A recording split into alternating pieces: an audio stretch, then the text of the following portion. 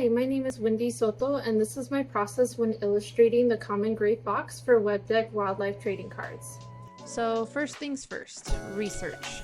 I try to find out what the animal eats, where it lives, when it's active, even how it interacts with others.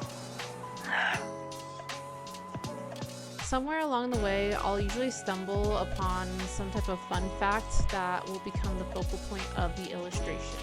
For the gray fox, I ended up learning that it's one of the only canines that can climb trees. Next, I collect references, photos of foxes and trees to study their movements, plus styles I wanted to capture.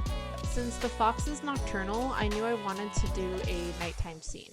Pair that with its tree climbing skills, and I started picturing the fox as something sly and almost ninja-like. Once I have some ideas, I started to sketch out some thumbnails.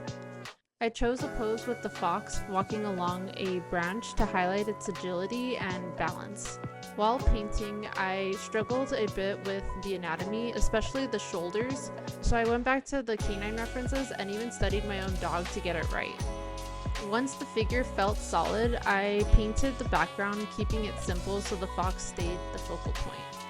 Finally, I added some highlights and adjusted the contrast and dropped the illustration into the card layout to make sure that it read well. And that's the common gray fox. Thanks for following my process. If you have any questions, drop them in the comments below, and stay tuned for our Kickstarter launch coming soon.